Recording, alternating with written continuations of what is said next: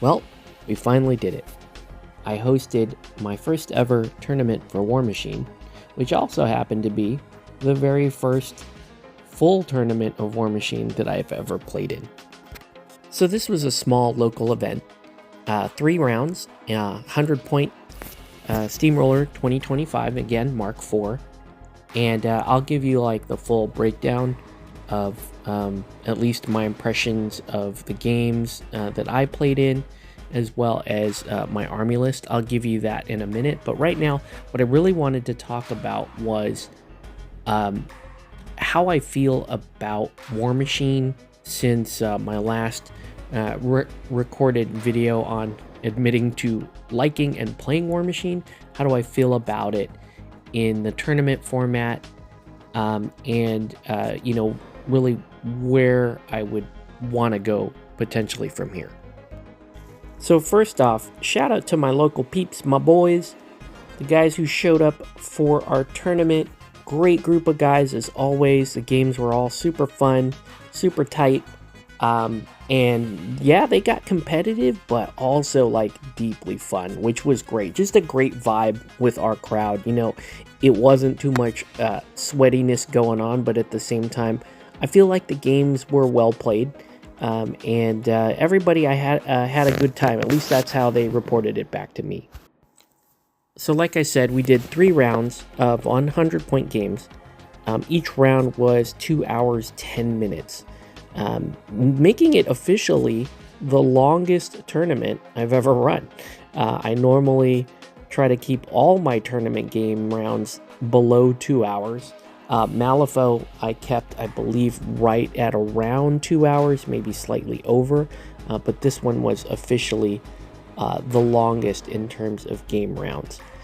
Made that a little bit easier by ordering food for us to come in so we could have our lunch breaks, but the guys were doing pretty good keeping time.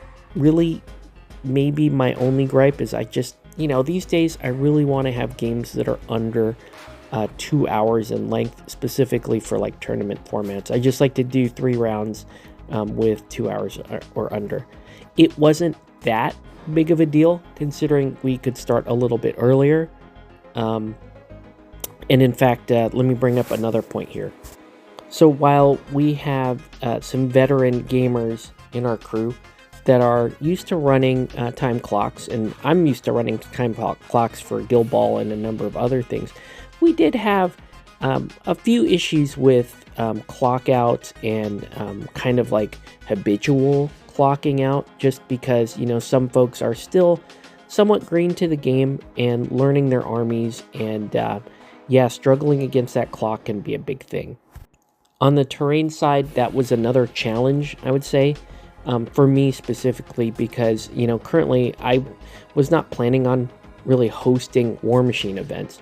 4x4 games are outside of my comfort zone for the most part. I really only play Warmachine and Wrath of Kings on 4x4s, and I really only have like one neoprene 4x4 mat, and my terrain isn't quite what is expected for Warmachine Mark IV.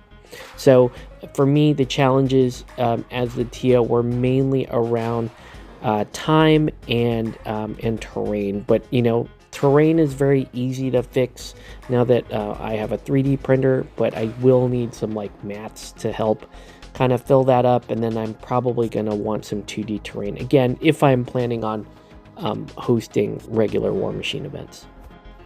So yeah, I don't mean to be too disparaging on the time side, because frankly, for at least as a player in this tournament, time never really factored that much into my games. It did take me a while to get to the point where I'm comfortable running my army within the 2-hour time limit. So, let's not be naive here. I know a lot of veteran guys go, oh yeah, 2 hours it's not bad. It's really not a big deal. But when you're a new player and you're playing 100 points, I remember my first couple of games of 100 points. They felt like they went on forever, and I felt like I had too many pieces on the board, and it just felt like this huge grind fest. And even to this day, I think about, a proper tournament, so multiple rounds at 100 points, while it's not as mentally taxing as, say, Malifaux, because none of the miniature games currently are quite that mentally taxing. It's still a bit of a slog. Let's just be real. That's just me. I know a lot of you war gamers out there really love your 2 and 3 hour games. You want to play 6 games over 2 days and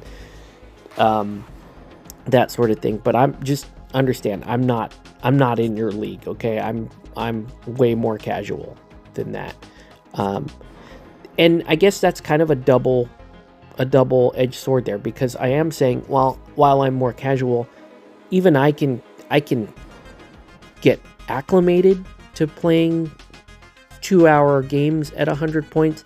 It's just not my favorite thing to do, right? I look at a tournament, a multi-round 100-point tournament for Warmachine as sort of a, well, let's just say a more formal event. It's like a more formal affair. It's like, do you want to get dressed up and have a proper, 5-course meal dinner? Do you want to you couldn't do that every night, but you could be in the mood to do something like that as more of like a grand thing that you treat yourself to. And I look at 100-point Warmachine games that way. I do see why there would be some appeal around 75. I feel like 75 would be better for me, and Brawl Machine would be best for me, because me personally, I like the smaller games. I feel like 75 is a great compromise if you are wanting to play, maybe one of your big pieces and then just a supporting army for that. The other thing I would point out is I only played one list all 3 rounds. And if you're newer to playing Warmachine tournaments, I would strongly recommend going that way. I know that there's a tendency to want to have options and want to be able to customize and that sort of thing. But, if you're playing a Mark IV army, that's where racking spells comes in. But if you need to play on clock, you need to understand how your army works, really just try to stick to one list if you can. Does it put you at a disadvantage? Absolutely. But, maybe your goal when you're going to your first tournament is to be able to set up and run your army efficiently, and then you can worry about matchups and the nuances of the higher end game later. It worked quite a bit better for me to only have a single 100-point list. The other tournament I played 2 different lists, and I only played 2 games, but I felt awkward kind of with both of the lists. I was happy this time around to just run one list. All right, so to wrap up this section on hosting, where does that leave me as a host? Well, I looked at the schedule, and it does look like, despite my earlier hesitation, that I could run 3 rounders at 100 points. That's fine. The only thing I would like to do, though, is if I do decide to continue hosting Warmachine tournaments, is that I would want to run probably half the events at less than 100 points. So, maybe some 75-point tournaments, maybe some Brawl Machine type tournaments to bring in new players, to run shorter events and that sort of thing. I could see myself doing that. I think the schedule is good enough for that, and I enjoy the game enough to where I would be kind of, if anything, more comfortable hosting, because that means I would throw myself in if it's uneven, or I would just hang out, maybe run a demo game while I am hosting a tournament. So yeah, that's kind of where I'm at as far as a host for Warmachine. So, all right, nerds, let's get to it. Let's talk about how I did, what my list was, and all the stuff that you guys want to hear about. All right, so I am playing a Prime Legacy army, specifically Legions of Dawn for Retribution of Syra. Issyria is my caster, and her battle group is an Aspis, a Chimera, her named Heavy Chimera, and a Hydra. I included the Trident in this section as well, just because it's a battle engine, but not part of her war group. All right, so right off the bat, old school army, and we're playing Legions of Dawn side of Ret, whereas most people would agree that the Shadows of Ret is actually the stronger half of the faction. But within Legions of Dawn, most people also agree that Assyria is probably the strongest caster on this side of the fence here. So for the battle group, obviously the Aspis is there for my bodyguard. I've got a Chimera as one arc node, and then Chimera is obviously the fantastic focus saving arc node, so I never go in without Chimera. But I took a Chimera as well so that I can spread out Blinding Light a little bit better and buffs across the board. The Hydra turning out to be one of my favorites just because it's a great battery for focus. You can give yourself a 15 range PAL 15 shot that you can shoot twice in a turn with auxiliary. And the thing is just useful. You throw it in, you charge, and do smash and grab at the end of the turn. So very good there. And then I've got only one trident. I know a lot of people like to run 2 tridents. I'm working myself maybe back into running 2 tridents, but right now 1 trident is just doing it just well for me. So 3 solos for me.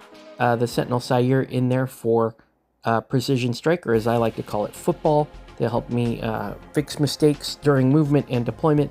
Lanissa's in there really just to give me an extra addition of threat on the charge.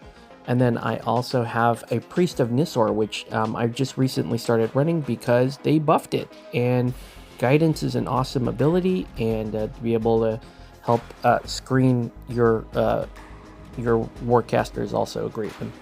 All right, on to units. 2 units of ponies, which are just great. Cavalry's so good in this edition, so let's run 2. 1 unit of Sentinels, which I wish I took the UA for, but that's fine.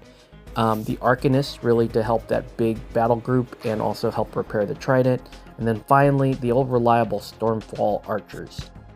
Also took the standard gamut of cards there. Yeah, no real comment there.